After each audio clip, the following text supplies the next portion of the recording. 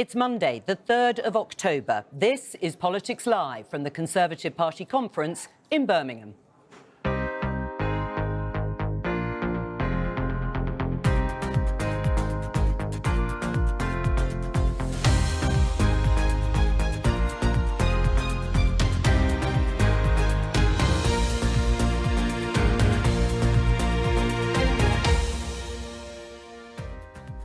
Joining me today, Telegraph columnist Tim Stanley, The Guardian's North of England editor Helen Pidd, and former business minister Greg Hands. Today, after 10 days of turmoil, a screeching U-turn from the chancellor. This 45p rate was simply a distraction in our mission to achieve higher growth. But this was the Prime Minister just yesterday. Are you absolutely committed to abolishing the 45p tax rate for the wealthiest people in the country? Yes. But she has now given in to rebellious MPs, like Michael Gove. The headline tax move, cutting tax for the wealthiest, that is a display of the wrong. And all before City traders got to their desks this morning. And party members arrived here at the conference centre in Birmingham. We'll be gauging the reaction.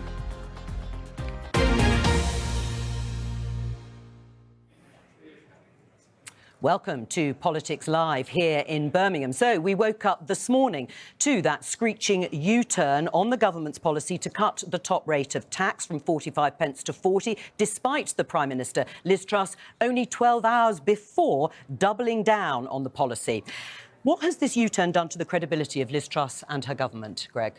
Well, look, I don't think the 45p tax rate was actually a big part of the government's growth plan. Well, why have they U-turned on it then? It wasn't actually part of Liz Truss's prospectus for becoming elected leader of the Conservative Party. But it was part of that mini-budget last week. If you don't think it's a big deal, why have they U-turned on it? It wasn't part of the a big part of the growth plan. It was part of the announcement. The bigger part, and the most important part of this, is actually the energy package and the bigger, wider tax cut for 30 million people of up to £430. That is actually the bigger part of that.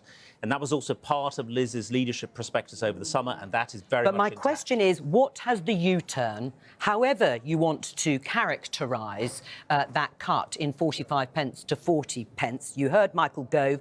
It wasn't in standing with Conservative values. We heard Grant Shapps saying there has to be a reversal of this policy. The polls had already shown complete decimation for the Conservative Party, not just on the 45p, but other tax-cutting messages. So I say, what has the U-turn done to the credibility of Liz Truss and her government? Look, I think the credibility of Liz Truss and the government is based very much more on the major policy proposals that are being made, the sort of things that were part of the summer Conservative leadership campaign, which are very much the energy package, a huge amount of support going to British households for their energy, and the major tax cuts for hard-working families, the 1p off the base rate of income tax, which will give around £430 extra into a household's pocket. Except it was clear, of course, that that was not what actually sent the markets into turmoil. What do you think this U-turn has done to Liz Truss's authority? She was sat in a studio yesterday saying, I'm committed to that policy of abolishing the top rate of tax. It's been a disaster. It's been a disaster because Greg is right. The biggest part of the package was the 60 billion to help people through the winter.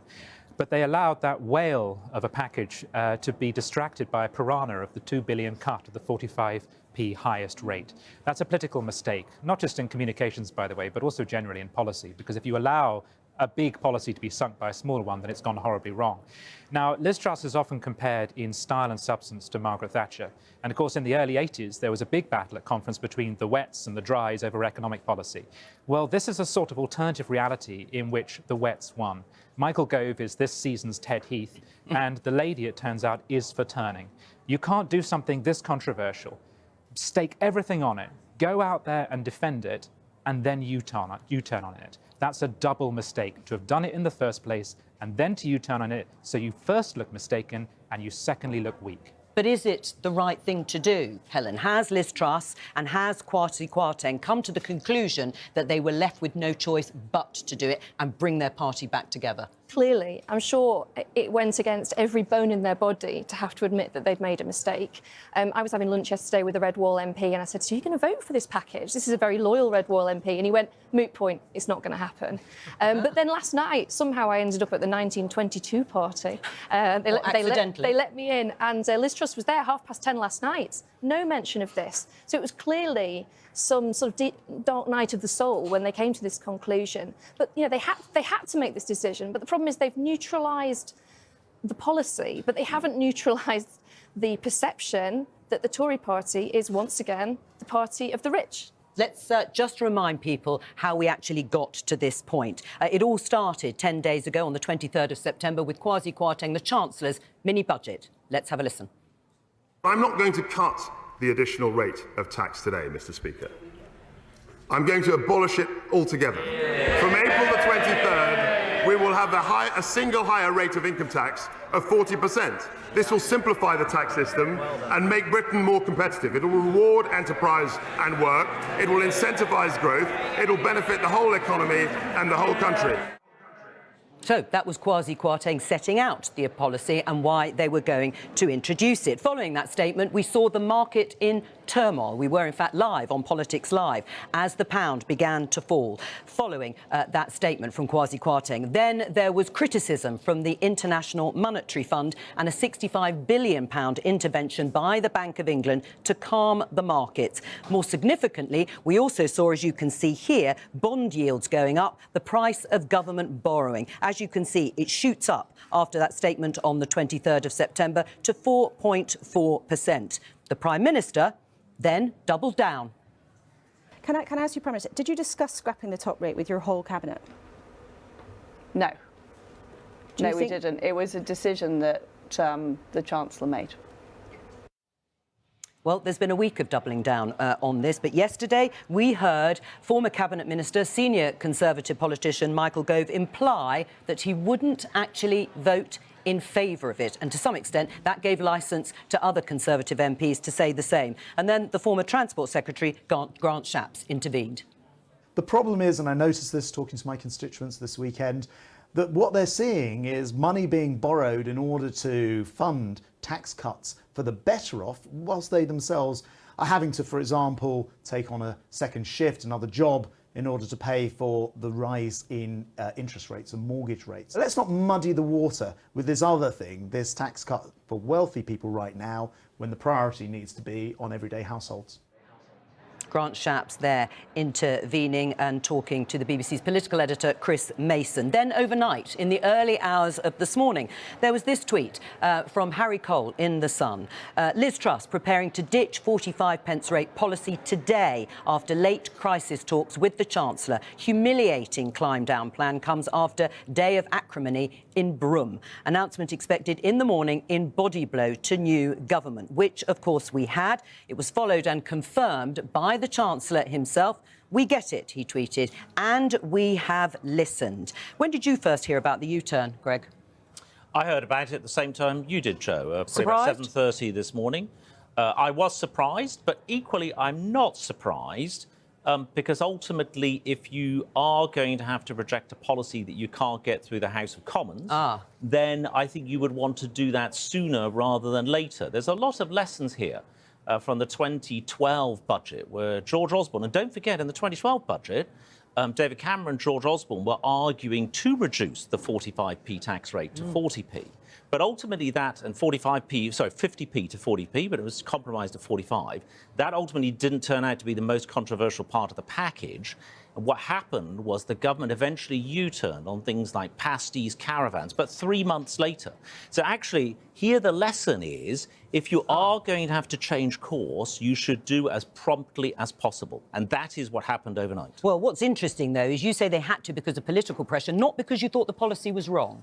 Well, look, I don't think any Tony Blair doesn't think the policy. Well, never mind about it. Did you think the policy was right? I think having a 40p top rate of tax is correct. There might be a debate about timing and about the politics of that, but this has been something that has been advocated by David Cameron, by Tony Blair, by George Osborne, that actually a 40p tax rate is the correct policy. Why did they do it? I'm really struggling to understand what their thinking was, because they must have been able to predict what has occurred.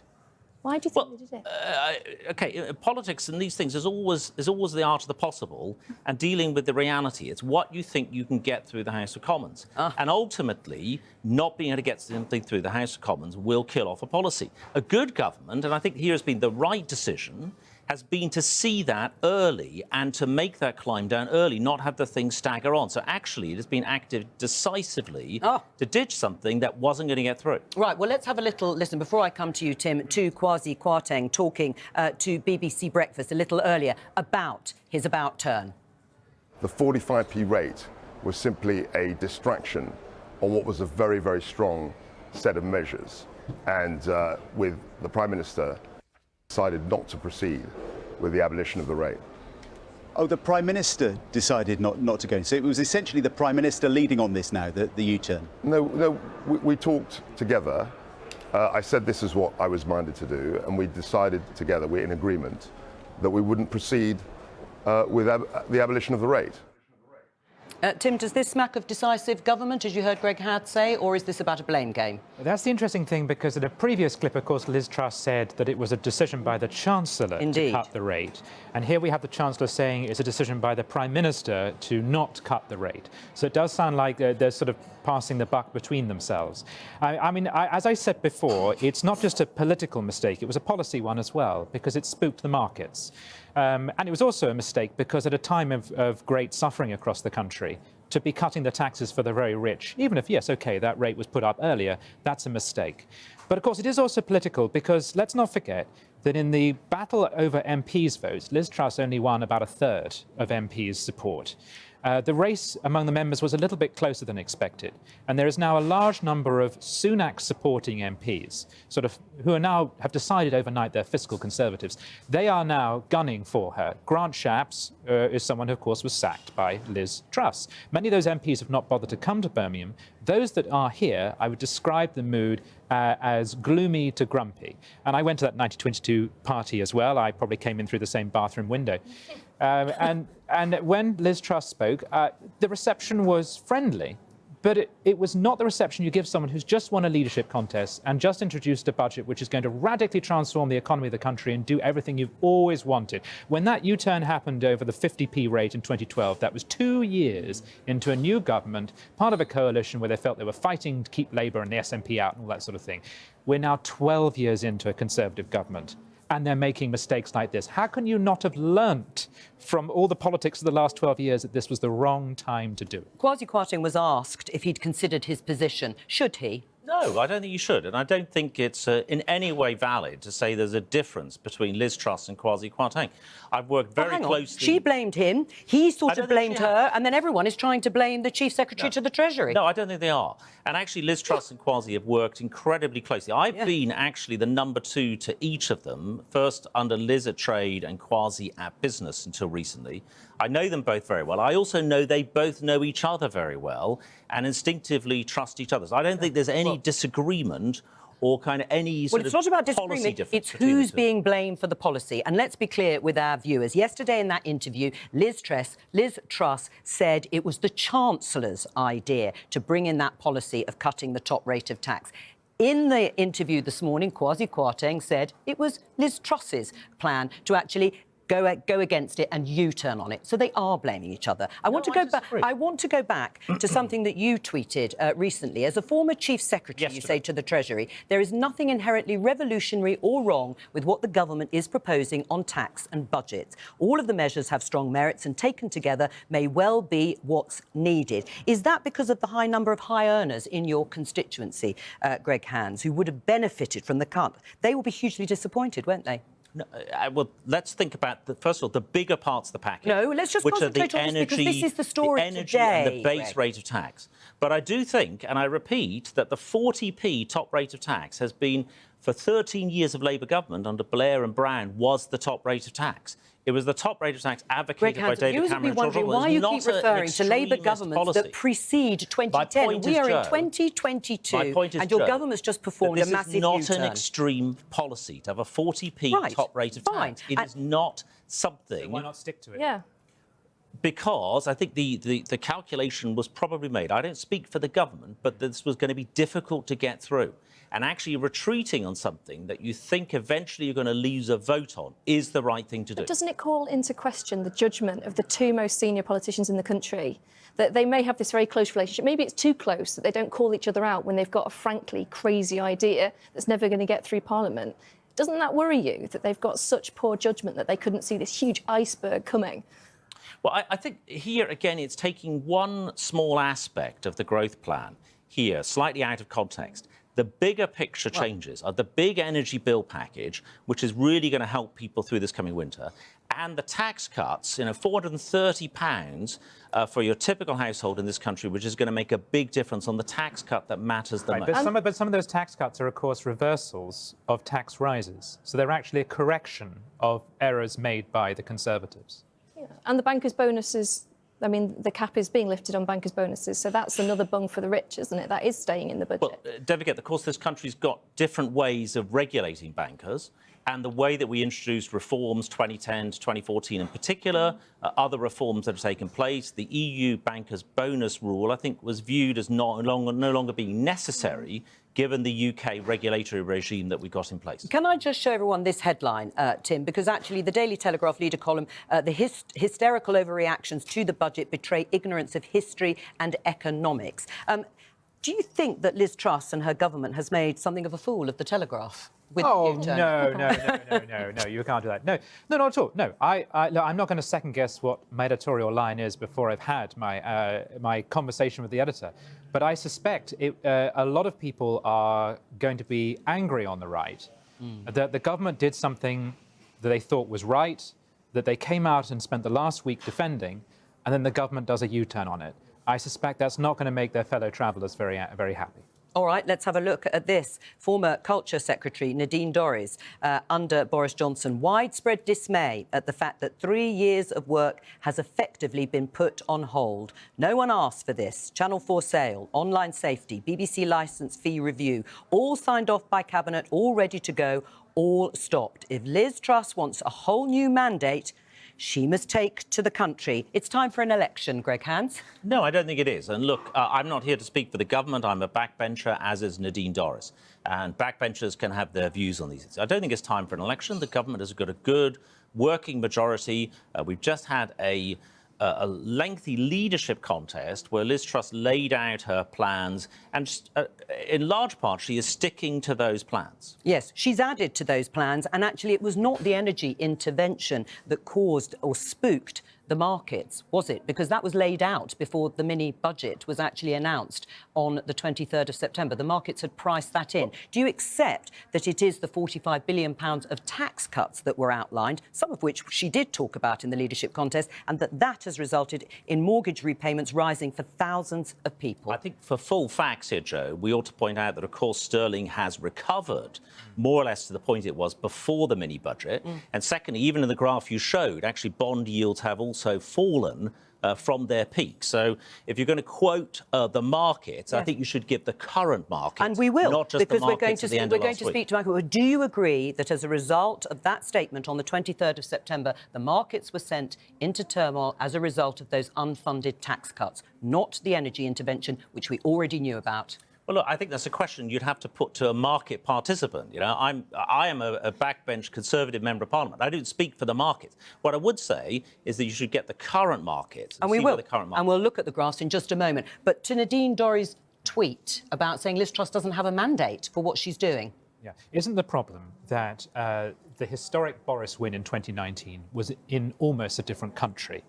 He won saying, end of austerity, get Brexit done. It was a kind of it was a jam for everyone kind of a campaign. The problem is then, since then we've had COVID, we've had lockdown, and we've got the Ukraine war. The economic circumstances have changed, the leadership has changed, and there is now a far more right-wing economically prime minister in charge. So you have not just the country has a government that it possibly didn't elect, but also there are many MPs who got elected on a prospectus which has subtly changed. And among many red wallers, quite dramatically changed. And many red wallers who back Sunak, their view is, look, I'm here to deliver the goodies for my constituency. And I don't believe the 45p tax rate does that. I don't think it plays in ex-Labour areas. But also I'm worried that when you do have to apply austerity in order to pay for these tax cuts, it's going to be my projects, my bus station, my hospital that doesn't get funded. But can you understand, Helen, the surprise by the government? Because actually, Greg is correct.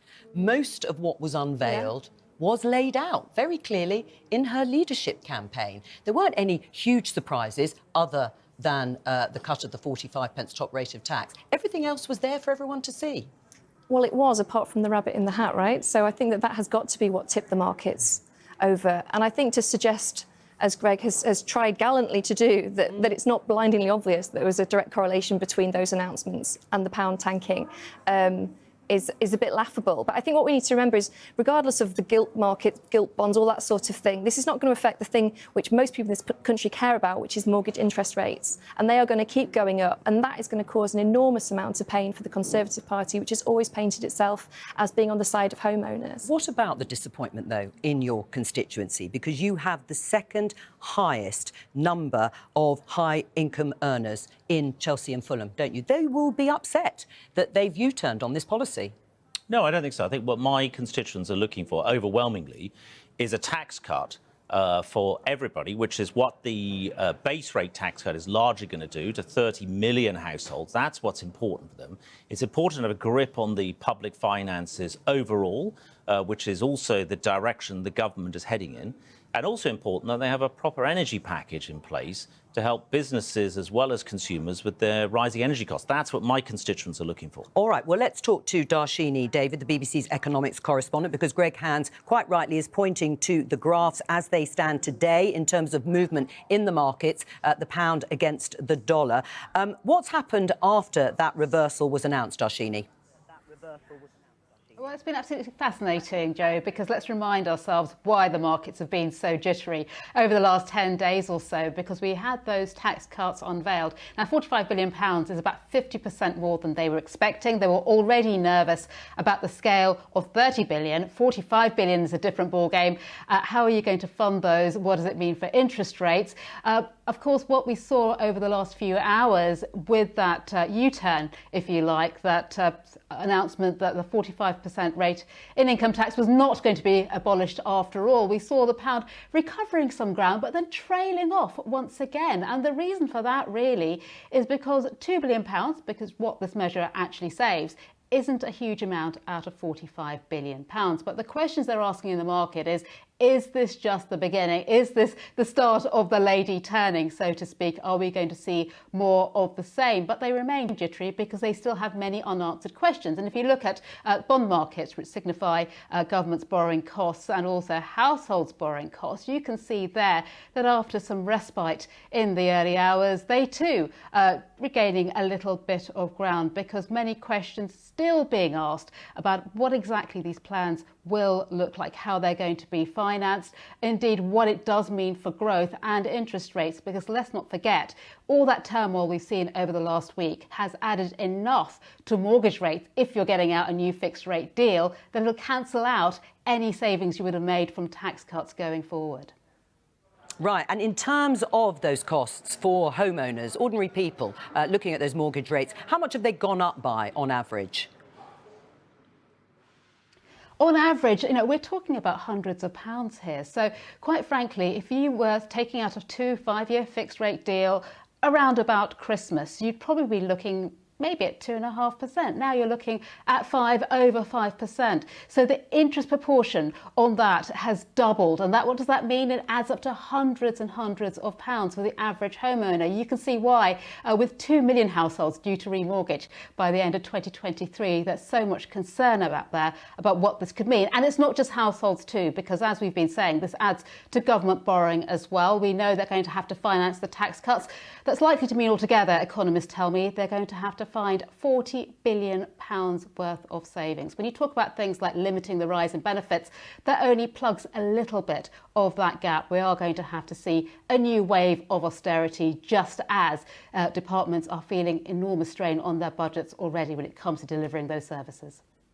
Darshini, David, thank you very much. Greg Hans, a new wave of austerity. That's what we've got to look forward to, says the BBC's economic correspondent. Well, I think, first of all, if I may, Joe, you've got to look at markets in the context of all the markets, not just the pound rate against the dollar, but the pound rate against the euro. And you've got to look at interest rates in the global context, where interest rates in the United States, interest rates in the eurozone are also rising very substantially, with big increases in interest rates by central banks. But what would you say in the to EU worried and the US? constituents of yours who are facing the sorts of rises from 2.5% to 5% for the average mortgage? Well, I think mortgage rates are a big concern, and rising interest rates are a big concern. You've got to remember interest rates are historically were at historically very, very low levels. But equally, this is a global phenomenon. It's not a UK-only phenomenon to have rising interest rates. It's very much what's going on across Europe and across the United States and Japan. As is the rise in inflation is a global phenomenon, and in some countries much worse than it is here.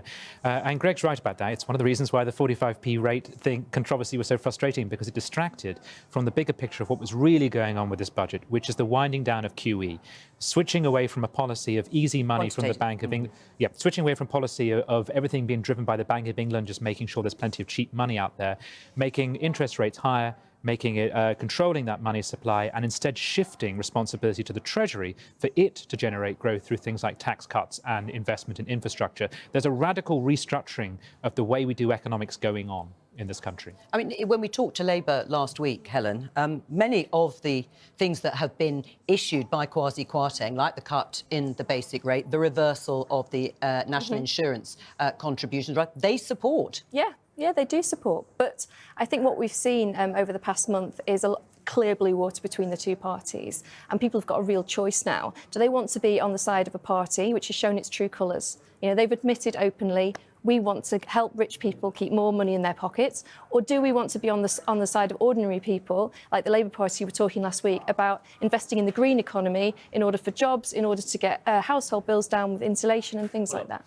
I'm sorry, that's rubbish, because actually this government, when it comes to the green economy, has done an amazing job compared to the last Labour government. When we took office, 7% of our energy was generated by renewable energy. Now that figure is 43%. The number of homes that are rated energy efficient, still not enough, but has gone from 10% to 45%. There have been so many schemes that the Conservative government has introduced that have completely But I'm sorry, but it's just wrong to say that the Labour Party has got a better record, will offer a better prospectus when it comes to green growth. Are you going that to is match? A big part of the growth plan is green growth. Are you going to match, then, the £28 billion a year that Labour is pledging to spend on green policies and tackling climate change, and add to borrowing more? I think that'll be a matter for the government to lay out in due course. But what I am saying is that we've got nothing to learn from the Labour Party when it comes to green investment, which had a terrible record when they were in office. Right. Are you disappointed that King Charles is not going to COP27, the next climate conference, having been told that he shouldn't go?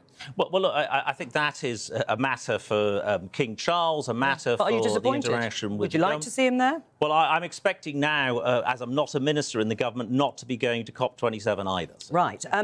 In terms of uncertainty, the markets don't like uncertainty. They prefer certainty. After this U-turn, do you think the government will stick to its plan and other tax-cutting measures, or are they vulnerable too? Well, and I mean, we're looking at the cut in the basic rate. We're looking at the reversal of the planned rise in corporation tax, the scrapping of the increase in national insurance contributions. Do you think they are vulnerable too? No, I don't think they are, for two reasons. First of all, those were laid out clearly in Liz Truss's prospectus for becoming elected leader of the Conservative Party and Prime Minister. I backed Rishi Sunak, but I recognise that the programme that she ran on for the Conservative Party leadership included those. And secondly, I don't hear of MPs who will vote against a reduction in the tax rate that will yield a big gain of up to £430 for 30 million households. I don't think MPs are going to vote against it. There is a problem, though, isn't there? I don't think Labour MPs would vote against it. There is a problem, though, potentially, that any of the gain from the tax cuts that are coming may be wiped out by high levels of inflation and rising interest rates. Do you agree? Well, you're looking, Joe, as in any set of economic circumstances, having worked in the markets and having worked in politics, you're looking at a series of numbers that can move around quite substantially. You're almost looking at a 2- or 3-dimensional matrix. It's impossible to predict where energy prices will be, where interest rates will be, where government borrowing will be, with any high degree of certainty. So you have to base your policy based on what you think is the most likely range of circumstances. Well, let's look at the issue of spending cuts, potentially, and austerity. I just want to show you this tweet from Paul Johnson from the Institute for Fiscal Studies, because he says, from a fiscal point of view, it's important to remember the cut to the 45p rate was just about the smallest part of the mini budget. What was a £45 billion tax-cutting package is now a £43 billion package. The U-turn, in other words, is going to have no effect on fiscal sustainability. So how is the government going to balance the books? Well, that'll be for the government to lay out in due course. And I think the Prime Minister and the Chancellor of the Exchequer have been clear that that is something they're going to lay out very, very soon. I think we'll just have to wait for that. Can we wait until November the 23rd? Well, I think we're just going to have to wait a little bit for them to lay out how it's going to be done. I just think that for the last 12 years, the successive Conservative governments have lambasted Labour over their... that you can't trust Labour with the economy. How are they going to fund everything? And yet they've... Kwasi Kwarteng has brought out this huge bonanza of tax cuts, and he thought he could get away with not explaining how he's going to... Well, how is he going to find that money? Is he going to do George Osborne 2.0? Are we going to see yet more huge cuts to local authority spending? That was the sort of the way of paying for his Northern powerhouse, wasn't it? Right. Or is it going to be big departments? How are you going to get £40 million of savings? How would you do it, do you think, Greg? What would you like to see cut? Well, look, it is definitely the case that the size of government has grown over the last 5 or 6 years. Largely that's been due to the pandemic. You've got things like, I'll give you an example, the size of the civil service, which reduced by about 19% between 2010 and 2016, has recouped that loss of 19%, is now back to the level it was in 2010.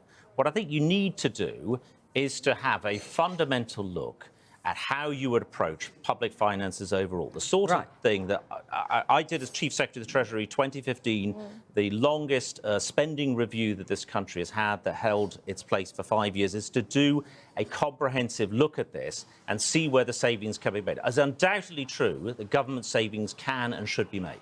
Tim? They're also hoping that the fuel energy support they're putting out won't cost so much because the price will fall, so they'll end up with more money to play around with. The direction of travel, again with this budget, is towards a smaller state.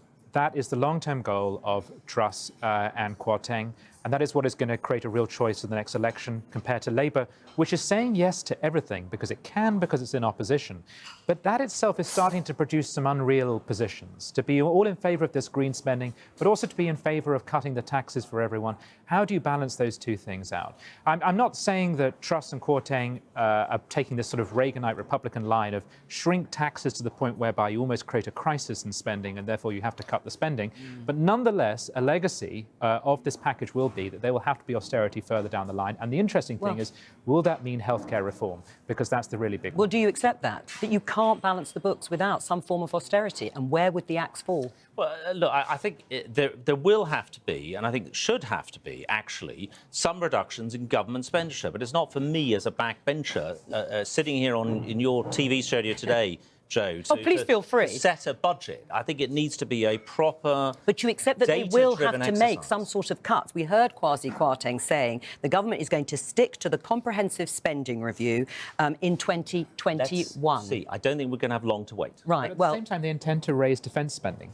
To 3%? Yes. See, this is the thing that frustrates me, is there's a consensus around not discussing the things that cause spending to go up or the economy to suffer, because there's a consensus that we should do them. Lockdown, the Ukraine war, green policy, all these things, there's a consensus across the board. Of course, we have to do that. And now when it comes to Ukraine, of course, we have to raise defence spending. Yeah. Well, but that does have a cost. We have to pay for it. Well, it's all going to be paid for by growth, Helen. Right. OK, good luck with that.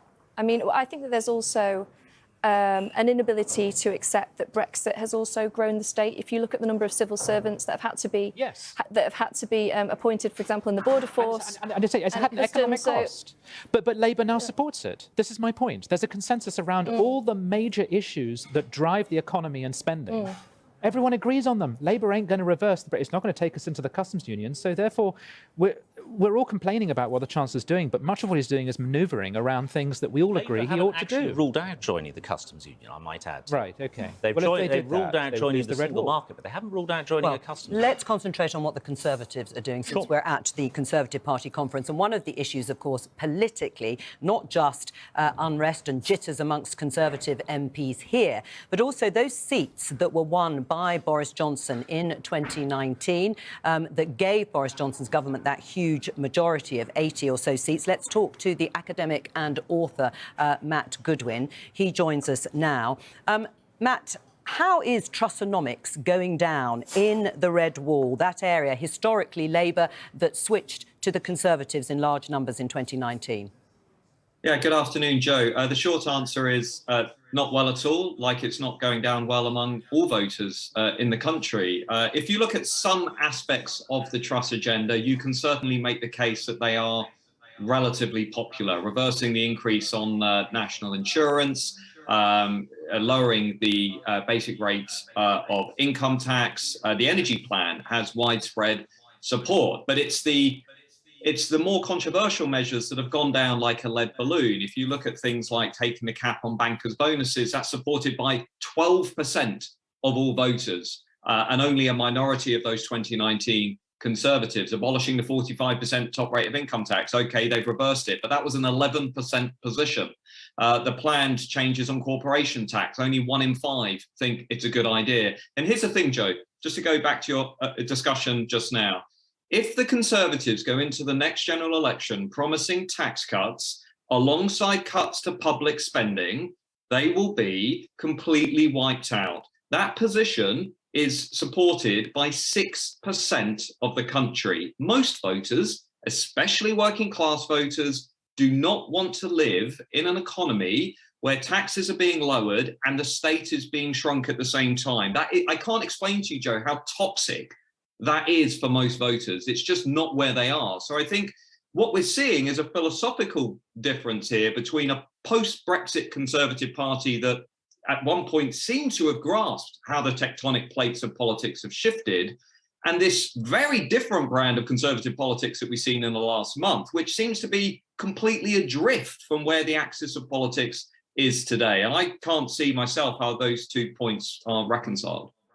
Just stay with us and let me put that to Greg Hands. If you go into the next election promising tax cuts and spending cuts, it's supported by 6% of voters. You will not only lose that election, you will lose a sizable number of your seats. Well, look, let's see.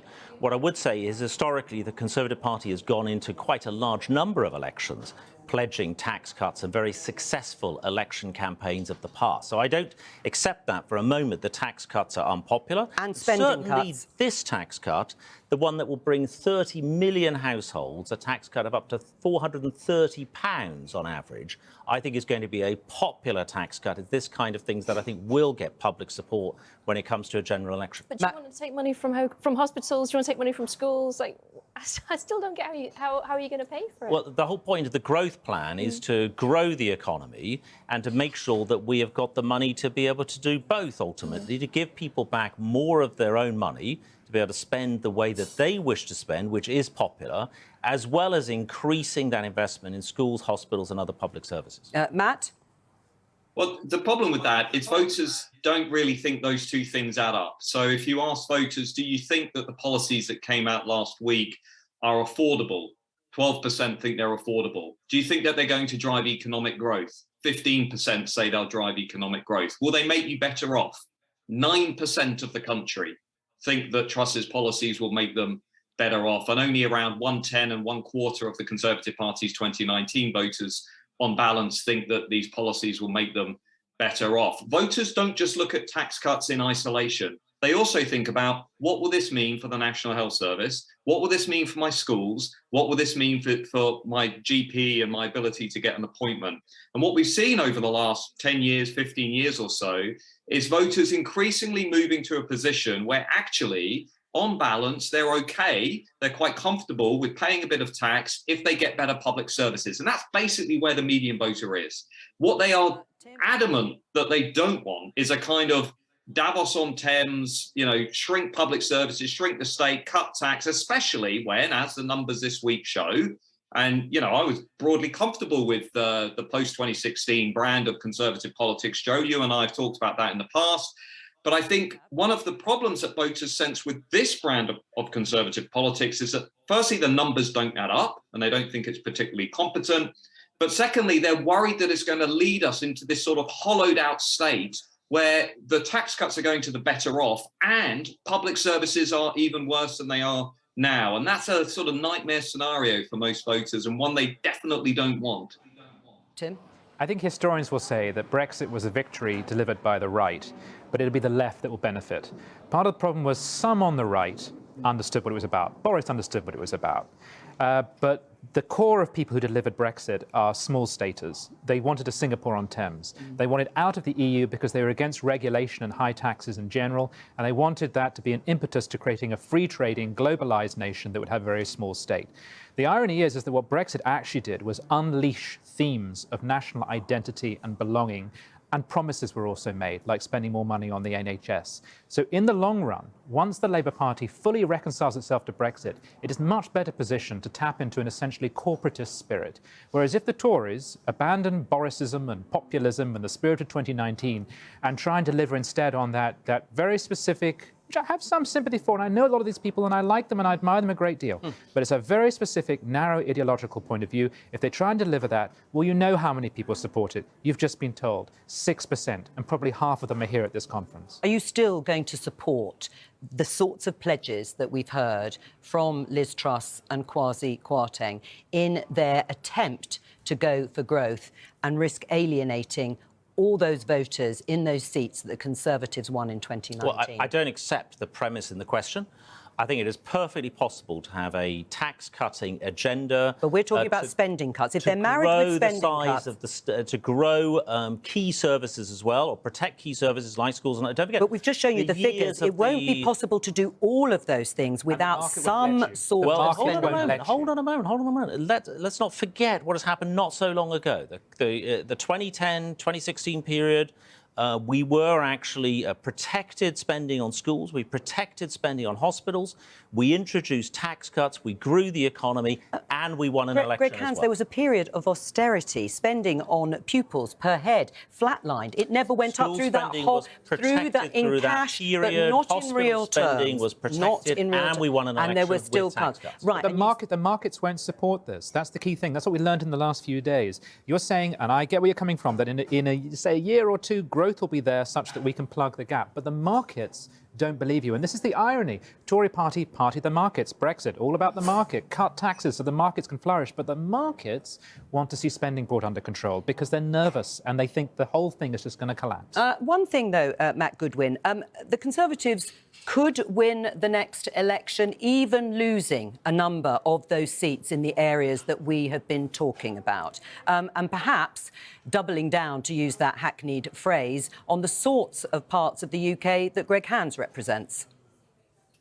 That's one possible scenario, Joe, not one that I personally would find plausible. Look, I mean, if you think that London, university towns, the prosperous areas in southern England that are full of university graduates and middle-class professionals are going to vote Conservative at the next general election, then, some people might say they have a bridge to sell you. I mean, I think the reality is the value divides in British politics have put certain groups and certain seats outside outside of reach for the Conservative Party for a long period of time. And that's why prior to the new Prime Minister coming in, many people were making the more convincing argument that the future of the Conservative Party is actually leaning into the post-Brexit realignment and doing more for many of the areas that we're talking about around levelling up, around making sure that they can use the state to make the economy a lot fairer and so on.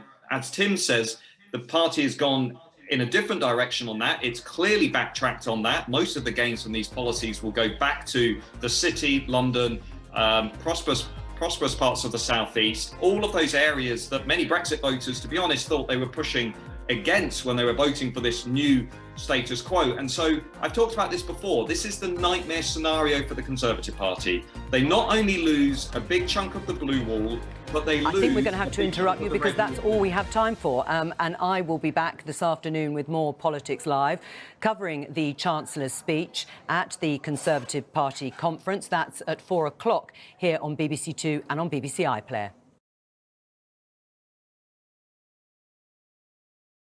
Oh, that's nice to know, innit? That's a nice, what, 40 minutes? Well, I'll be streaming that in 40 minutes. There's no point in playing my fucking game now, I suppose. So I was going to play my game. Might as well just wait.